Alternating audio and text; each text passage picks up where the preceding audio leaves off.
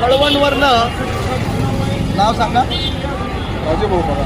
राजाभाऊ पगार रस्त्यात भेटले मला. माझे मित्र चहा पाजायला घेऊन चालले.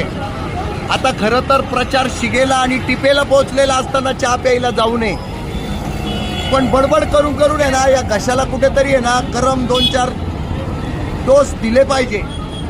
आणि त्या मित्रालाही बरं वाटतं. त्या प्रवासात भेटले राजाभाऊ देवरे, राजाभाऊ पगार.